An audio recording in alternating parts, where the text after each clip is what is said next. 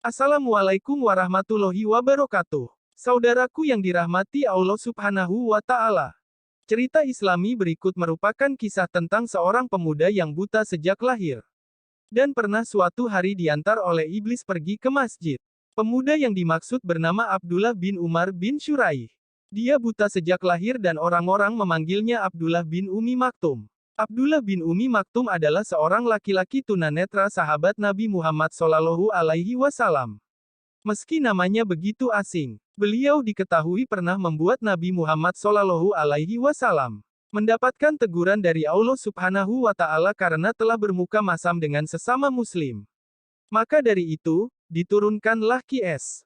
Abasa ayat 1-16 yang artinya, dia, Muhammad bermuka masam dan berpaling karena telah datang seorang buta kepadanya, Abdullah bin Umi Maktum.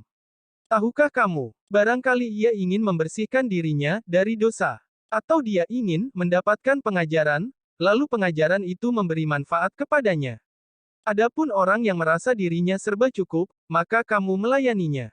Padahal, tidak ada celaan atasmu kalau dia tidak membersihkan diri, beriman. Adapun orang yang datang kepadamu dengan bersegera untuk mendapatkan pelajaran, sedang ia takut kepada Allah, maka kamu mengabaikannya. Sekali-kali jangan demikian. Sesungguhnya ajaran-ajaran Tuhan itu adalah suatu peringatan. Meskipun dia buta, dia tetap rajin menimba ilmu tentang Islam dan bahkan selalu pergi ke masjid setiap hari untuk salat berjamaah. Suatu hari, Abdullah datang kepada Rasulullah meminta izin tidak bisa pergi salat berjamaah karena tidak ada yang menuntunnya ke masjid. Abdullah berkata, "Wahai Rasulullah, bolehkah aku meminta keringanan untuk tidak mengikuti jamaah salat subuh?" Rasulullah kemudian berbalik bertanya, "Apakah engkau mendengar azan?" Abdullah menjawab, "Ya." Rasulullah pun berkata, "Jika begitu maka tidak ada alasan bagimu untuk meninggalkan salat berjamaah." Abdullah terdiam, kemudian menuruti perintah Rasulullah. Dia lalu berjanji untuk tetap istiqomah datang ke masjid salat berjamaah. Setelah perkataan Rasulullah itu, Abdullah kemudian pergi ke masjid sendirian. Saat berjalan, dia tersandung batu dan jatuh tersungkur hingga kepalanya berdarah. Abdullah mengusap darahnya yang mengalir lalu berdiri kembali melanjutkan perjalanannya. Kesakitan yang dia rasa bukan penghalang untuk pergi ke masjid salat berjamaah. Tiba-tiba terdengar suara seorang pemuda menawarkan bantuan. Pemuda itu menawarkan diri menuntut Abdullah ke masjid dan bahkan menungguinya lalu mengantarnya kembali pulang. Abdullah merasa bersyukur dan berpikir Allah telah mengirimkan penolong untuknya. Pemuda itu bukan hanya mengantar Abdullah sekali tetapi setiap hari. Setiap hari pemuda itu menuntun Abdullah ke masjid dan menungguinya dengan sabar hingga selesai salat lalu menuntunnya pulang ke rumahnya lagi. Abdullah sangat bahagia ada seseorang yang selalu menuntunnya dengan ikhlas tanpa meminta imbalan.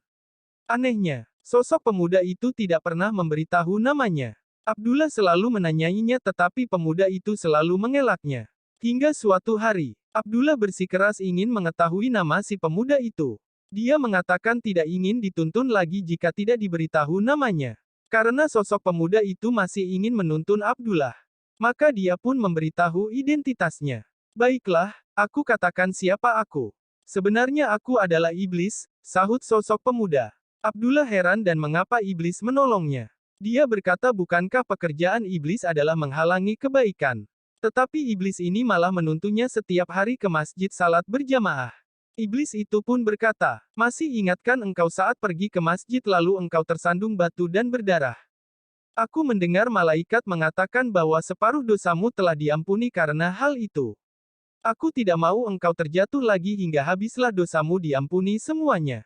Abdullah tercengang. Ternyata sosok pemuda yang dikira baik hati adalah iblis yang tidak rela jika dosa-dosanya diampuni semuanya oleh Allah.